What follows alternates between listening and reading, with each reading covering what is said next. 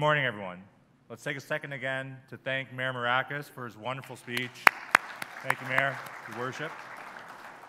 So, I'm up here because we get to have a special treat this morning for our keynote. You may have already seen her this morning, but you're wondering why am I here? Because you need to understand why Ms. Kelley Irwin is going to be doing the keynote this morning. I consider Kelley to be a friend and a mentor who has been, since I've been involved with CyberX, always someone who's been willing to take a phone call, help out with some advice, and just talk about life. In Kelley's time in this industry, particularly in Ontario, she has spent over 20 years as an executive, ranging from organizations like Sun Life, like TD, and like the Electrical Safety Authority, where she finished her career off before retiring into her life of basically mentorship and joining boards and just using her expertise to make our industry better.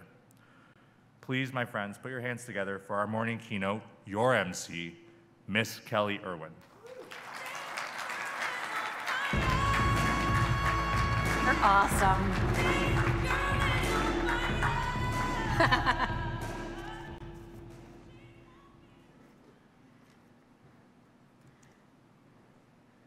Well, if you ever give a keynote, make sure you have a friend to introduce you.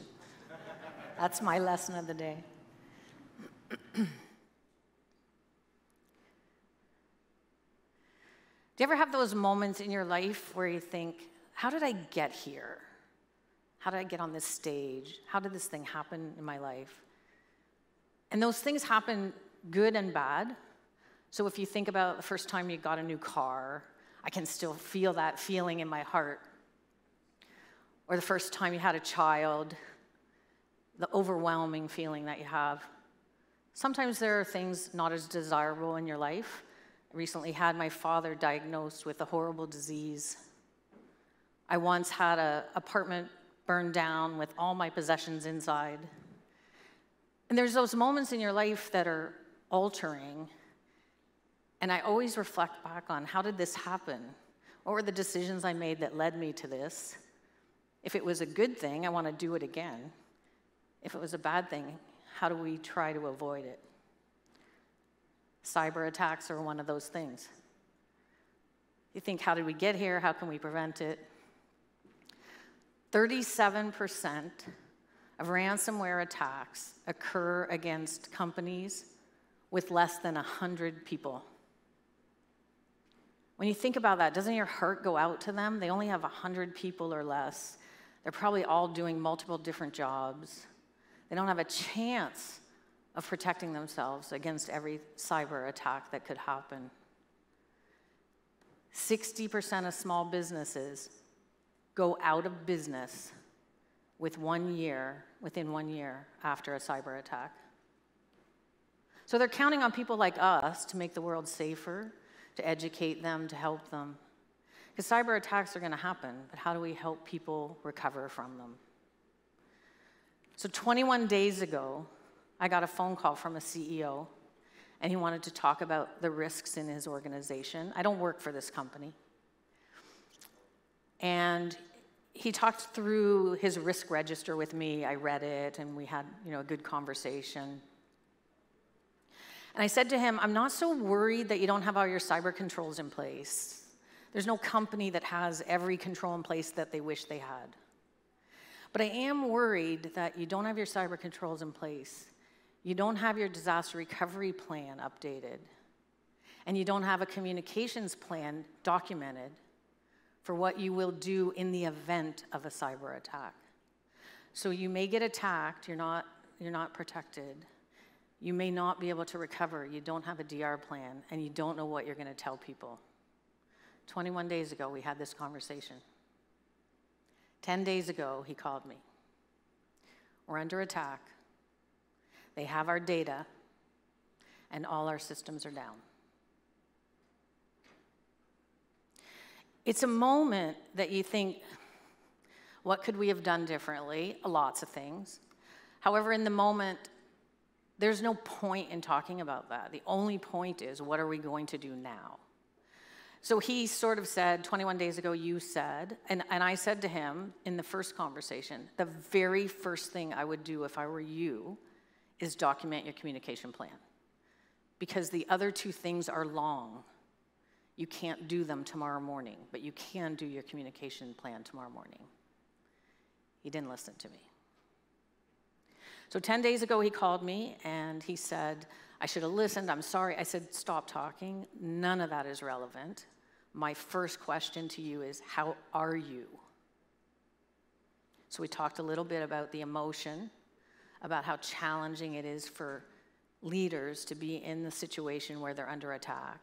I have all these horrible feelings about yourself, your company, your people, your data, and how you're going to get out of this. So after we talked about how he was, I said the next thing we're going to do is work on your communication plan, because you have people that you can call and vendors and service providers who are going to help you with the data and help you with the systems. But what I'm going to help you with is, in the moment that you disclose this to your board, to your employees, to the government, to the police, people are going to want information from you, and they're going to flood you with questions. And what you need to do is put them at ease, that you're on top of it. So that communication, I'll say plan, structure, advice I gave him, I tell to all of you, it's so dead simple, but we don't do it. Number one, what do you know? Not what do you think, what are people telling you, what do you know? So in your communication, if you're under attack, what do you know? What are you planning? We know we've lost our data, we're planning to recover it. You may not have any more than that in the first moment. And when is the next update? That's the key to any communication you put out during a cyber attack. When can people expect to hear from you again? Because if you don't tell them that, they're going to ask you when they want to be updated. And for every person who's in the know, you're going to get all those emails. So he did that. He listened to that advice immediately. He put out a note. What do they know? What are they planning? Next update will be in 24 hours unless something drastically changes. 4 days later, he passed me an email he got from his board that said, thank you so much for the communication. You put my mind at ease that you're on top of things. No one's happy. And I know when I'm getting my next update.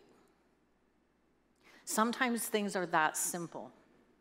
But we have to stop and think, how did we get here and how are we getting out of it?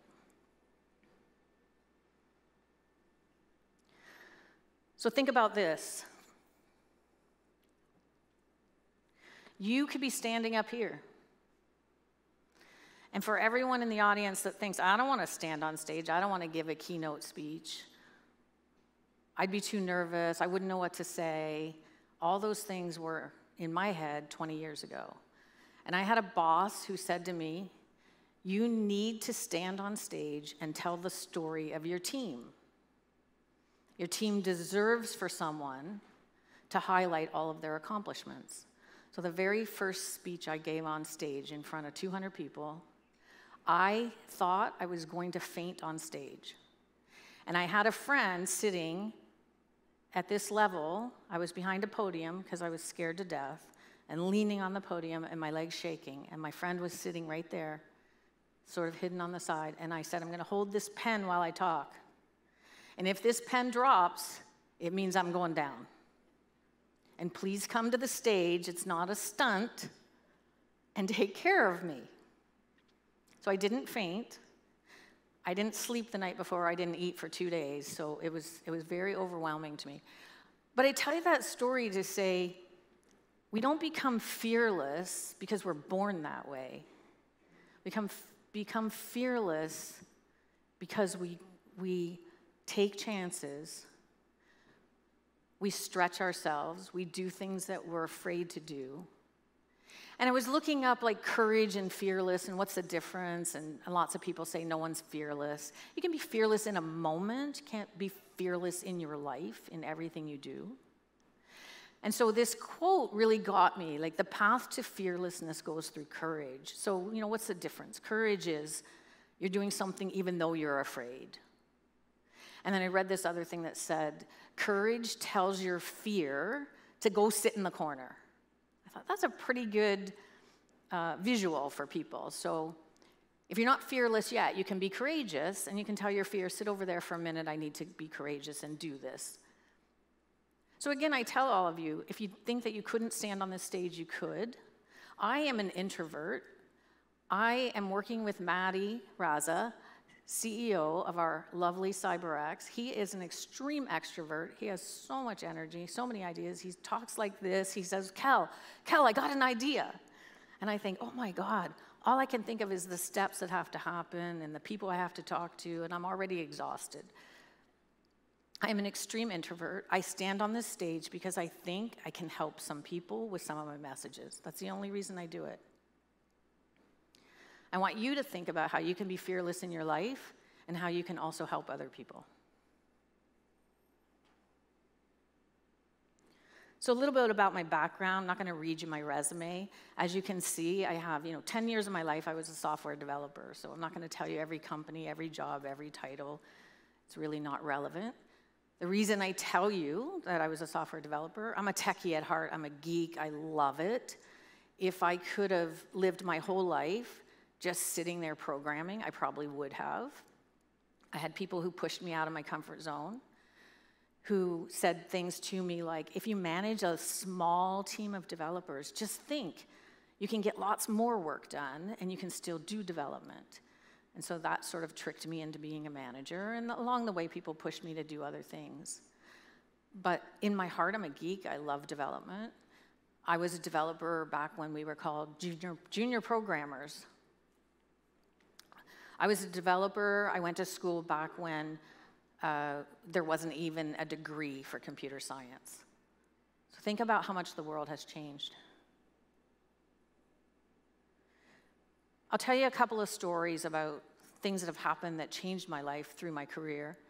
So the first time I had to solve an append, so for all the people who are my age in the audience, an append was an abnormal end, meaning your system crashed. And in those days, it was a mainframe computer. We had written printouts of what went wrong, and you had to look through the system codes to find out what happened and try to fix it. And think about this. I'm like 4 months out of school. I know nothing. Like, who would put me in charge? But I was on a small team, and we were managing a critical system for an insurance company. When I think back to it, I think, my God, when I call and I'm trying to figure out why my claim didn't get processed, do they have someone like me in the background trying to fix it? So I had this append. I walk in, and in those days, again, you walked in the computer center. Like, first of all, who has a computer center in their building these days? But we did. And who's allowed to go in it? So middle of the night, 2 o'clock, I walk in, and the computer operator, hands me what we called a dump, which was the dump of the system at the time that it appended. And it's about this high and this big, and he walks over and hands it to me. And I looked at him. I'm like deer in the headlights, and I said, what do I do now? And he's like, go fix it. Okay, I act like I know what I'm doing. I walk out of there, walk out of the computer center. I go upstairs, because my desk is upstairs. I put it on my desk, and I put my head down on it and think, I'm probably going to get fired. I don't have a clue what I'm doing. So again, a moment of lots of fear. What did I do? I called somebody. They helped me. We figured it out. I solved the problem. I didn't know anything. What I did know is ask people for help. I'll tell you another story. One of the first big trips I ever took in my life was a business trip. And my boss sent me to Hong Kong. And I'm going to tell you, as I say this story, you're going to think, either one, it's not true, or two, you're the dumbest person I ever met, Kelley. This is a true story. My boss said, we're standing in a line at work, and I'm an executive, but I've never been to Hong Kong. I've never been that far away from home. And we're serving breakfast. You know how you have these charity breakfasts, and the executives are serving the employees and thanking them for all their hard work? And my boss is beside me, and he's the global CIO, so he's got a big job. And he says, I was thinking, you should go to Hong Kong. Who has this conversation while you're serving breakfast? And I said, I didn't know that he meant it. he said, yeah, we're having some problems over there, and I think if you went over, you could explain to them how we have all these corporate processes and systems for change management and problem management and incident management. They don't have any of them, and they could really benefit. I said, oh, okay. And he goes, so Friday, this is Monday. So Friday, if we send you, you could be in the office on Monday, and I think if you stay about 2 weeks. So anyway, the story from there, I agreed. I would never agree to something like that today, but I agreed. And I went home and told my husband, I'm going to Hong Kong. And he said, oh, that sounds fun. When's that? I said, Friday. And I didn't have a passport up to date. So there was a lot to do between Monday and Friday to get ready. And I didn't really have time to think about how scared I was. So I get to the airport on Friday, and it's a long flight, and I have a phobia. So I started thinking, flight for like 12 hours, and what if I get claustrophobia and have a panic attack, and all this stuff is going through my head? And I called my mom. I didn't call my husband. I'm like a 30-year-old woman, and I'm married. And I called my mom, and I said, I'm scared. And she talked me off the ledge and said, you'll be fine, and do you know what you're doing when you get there? And I said, Mom, my boss drew a map on a napkin. And the map was not how to get to the hotel or where the office was. He didn't even tell me that. The map was how to get out of the airport. I told you, you're going to think this is not true. Bob Mansbridge was my boss, and he made me this map. And on the map, he showed me, like, go down this hall, and then you'll get to immigration, and then go down this hall, and you'll get to, like, where you exit security, and then go down this hall, and you'll find the train. Okay. And I went. So I got there, and I went to immigration, and they didn't talk to me. And I was talking to some people who were from Hong Kong the other day, and they said, yeah, that's kind of normal. And this was at a time where Hong Kong had just rejoined China, and there were a lot of things they were working out in their immigration processes. So I'm standing there, and I hand him my passport, and he doesn't say anything, and I'm looking at him, and he's looking at me, and he's doing this. And so I start talking because I'm nervous, and I say, I'm here for business, and oh, I changed my hair in my passport. Is that why you're looking at it? And he looks at me like, stop talking. So he didn't say stop talking, but I did. And I just stood there, and I thought, oh, wow, what if he declines me and sends me back, and I have to tell my boss I failed? I didn't get out of the airport. And so I get through that. He hands me back my passport, and he says nothing. And I said, what do I do now? And he points. So I guess I'm done. So I leave, and I think, he didn't say you're done. He didn't say you don't have to go through another screening. I don't know what's happening, but I'm following people, and I get out of there. And then I asked somebody, do you have a bank machine? Because I realized I don't have any money for Hong Kong.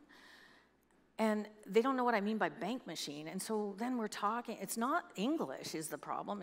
I don't know what acronym to use. And I'm flustered, and I'm tired, and I'm worried, and all these things are going through my mind. And then finally some nice guy says, do you mean an ATM? And I said, of course I mean an ATM. Like, I say bank machine, and they don't know what that means, and they say ATM, and you know, that works out. And I get my money, and I go on this train, and I go, and I'd love to say I went, and they thought I was a savior, and they adopted all of our incident management and problem management. That's not what happened. But over many months, we built relationships, and they adopted part of it. You know, nobody wants to adopt the big, heavy corporate stuff from Canada into a small country where they have a small team. So things worked out, but I tell you that again to say there's moments in our life where we're afraid, and if we don't do things, we don't learn. And what that trip taught me was I know a lot of stuff, and I might not know how to get through the airport very smoothly the first time, but I know technology, and I know problem management, and I know how to work with people, and I know how to help them get through change. And from that trip, I actually broadened my life of, oh, I can probably do this at other companies. It's not just that I can do it in another country in the same company. I can probably do it at other companies. And so again, you know, let that courage come through, push the fear to the side so that you can make those decisions and take chances and learn things about yourself, as well as teach other people and help other people and do your job.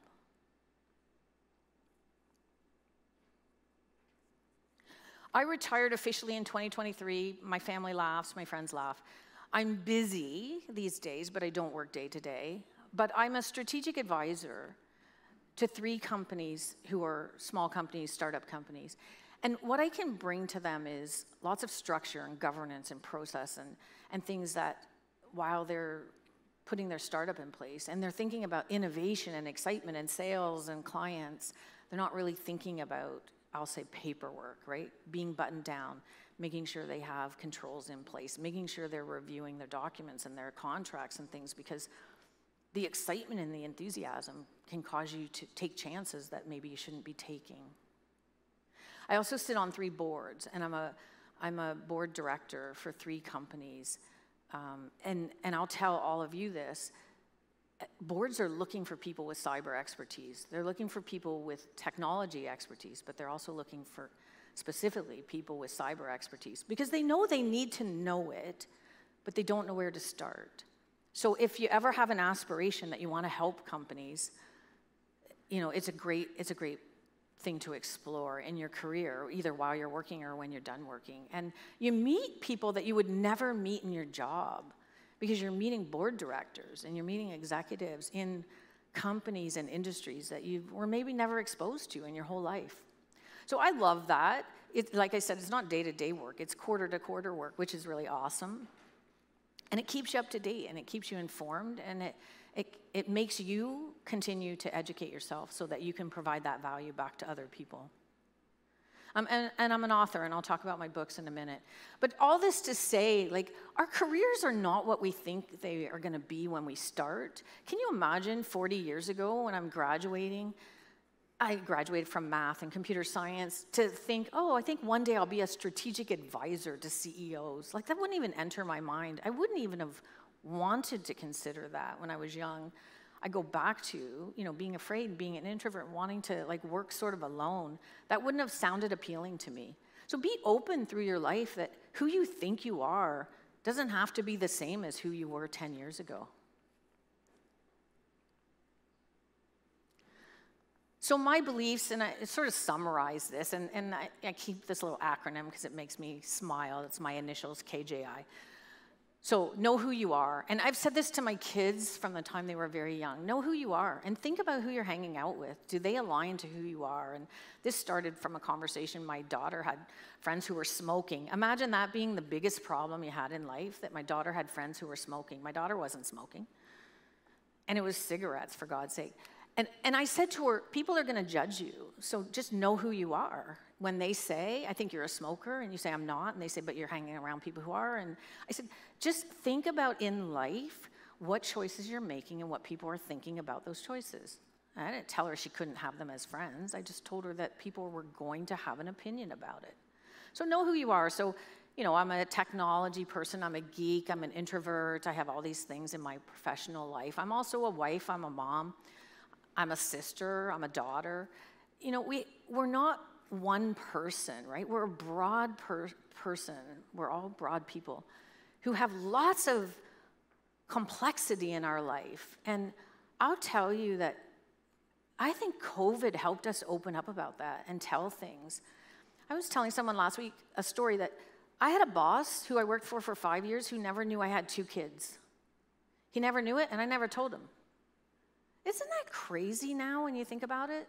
I never said I have to leave because my kid's sick. I did leave, but I made up stories, right? I have a doctor's appointment, but I had to go pick up my kid because my kid was sick. I never shared my personal life, and it felt like the right thing at that time, but my God, now I think it doesn't feel like the right thing. We need to know about people that we're with. We need to know about our friends. We need to know about our family. We need to know about our coworkers. We don't need to know everything. My God, I don't want to know everything about everyone's life. Believe me, I have. And sometimes I'll say, too much, okay. Like, I may need to know that you have an ongoing commitment that you have to deal with, right? Which could be parents or children or even siblings that you're helping. I may need to know that, but I don't need to know the details. I don't need to know their, medical history. I had a guy who worked for me once, and he came in my office and gave me a piece of paper and pushed it across the desk, and I said, what is that? And he said, this is my cancer diagnosis, and I think that you should be aware of it. And I said, okay, I'm not touching that paper. I don't want to know that. I don't want to read your doctor report. I need to know that you're suffering and that you have cancer and that you have treatments and that sometimes you need time off. But I don't need to know like the blood count, things like that. So there's a line. When you're being fearless or courageous, if you're not at fearless yet, I just say to people, jump in with both feet. Don't like try things, do things.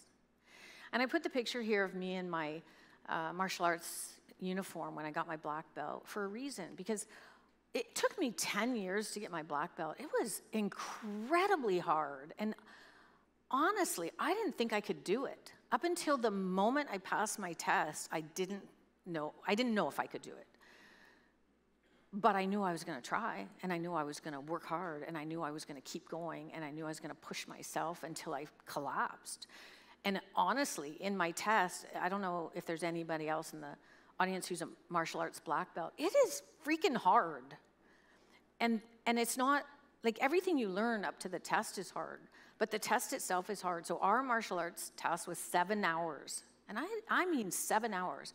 We got a 15-minute break in the morning. We didn't get a 30-minute break. Must have been a 15-minute break for lunch. Lunch, for God's sake, I didn't eat anything. And a 15-minute break before we finished. And it was 7 hours.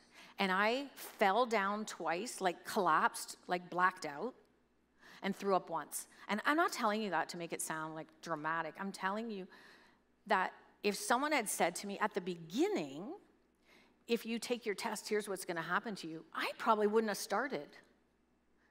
So don't think about the hard things that are going to happen later if you take a job or if you take an opportunity on a project, or if you take an opportunity to stand on stage. Don't think about the worst thing that can happen at the end. Just think about the first step.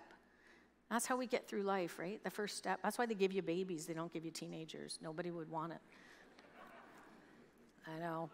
Teenage years are hard. For any of you who have them, whew, I'll tell you really quickly, nothing to do with work. My son, who's 27 and married and doing awesome now, had 2 years as a teenager where he was not kind to his mom. And when he was 25, took me out for lunch and apologized and said, wow, I was really not nice to you. And Mom, you were always still there for me. So there's hope. If you have a teenage boy, I don't know, teenage girls are hard in different ways. If you have a teenage boy who's sullen and doesn't talk and does that grunting, like everything you ask, right? How was your day? Those kind of days, yeah, those are hard on moms. And then inspire people along the way. Think what you can do to help other people, to show other people.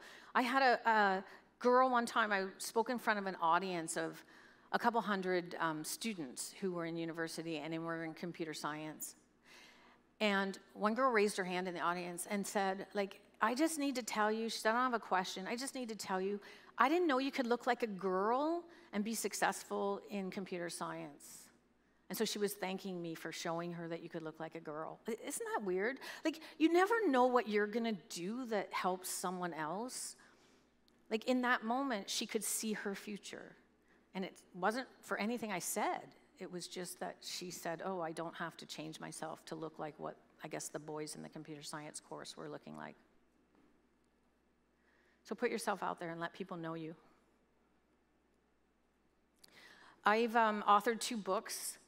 And I'm writing a blog about my dad. So the first book is called Please Stay, and I wrote it with a co-author, and my God, writing a book with a co-author, that is a challenge, a growth opportunity, and I'm happy that I did it. I'm happy that we're writing a second book together, but we're complete opposite people, so we're both learning. And it's called Please Stay, and it's about women in tech and the fact that about 50% of women leave the tech industry. So we get them in and then they leave within 10 years. So the book is to help inspire people to say, don't leave just because it's hard and just because you might not be treated with respect and not get equal pay and all this stuff. Don't leave, because we need to keep staying so that we can change those things. And there are a lot of men who want to help and men who are allies, and we need to count on them and help them help us. So our second book is called Please Join, and it's out in May. And after we wrote the first book, people said, yeah, but what are you doing for the girls? Like, what are you doing to encourage the young girls to get into tech? So this book is called Please Join, and it's for the parents and the teachers to help them help young girls explore tech as a career. And the thing is, when you think about it, when girls are like 3 or 4 or 5 years old, we say lots of things, right? Oh, you're so good with your little animals, you should be a doctor, you should be a vet, or you're such a good debater, you should be a lawyer. But we don't say, you should be in tech. So I'm challenging all of you in the next month, find some kid who does something or says something that you can say, you should be in tech. And just plant that seed in their head, because if we don't tell them, they don't know. And then I'm blogging about my dad. So for all the people who approached me yesterday and said that they saw this and that it meant something to them, thank you.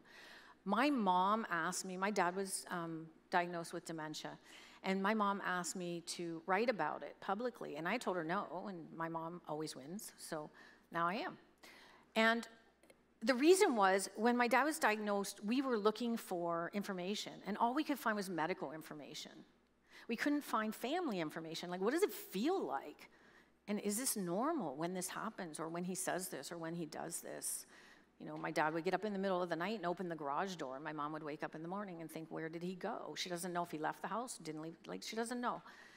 And so telling these stories helps people. And so, you know, it may not be dementia for you, it may be something else that's happening in your family, but tell people, because you will be surprised how many people will say, oh my God, that helps because that's happening to me and I didn't realize. And we're all dealing with stuff. So I just say this to you, your career path is not a straight line. Take chances.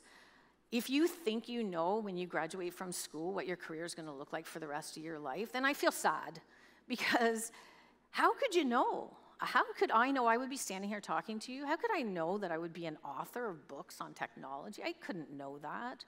I couldn't know that I would be a strategic advisor to startup companies. We didn't even know what the word startup company meant when I graduated. So be open-minded and think about what you like to do and where you can use those skills, not what the title is or what the job is or what the company is. And I tell you this, for the last 15 years of my career, every job that I took at every company did not exist before I had that job. So one company, they didn't have a CIO before I was there. One company, they did. So think about that. If you only look at what jobs exist when you're young and think that's my career path, you'd miss all those new things that are happening in life. So be fearless. If you can't be fearless, be courageous until you can be fearless. And make sure that you help other people along the way. Thank you.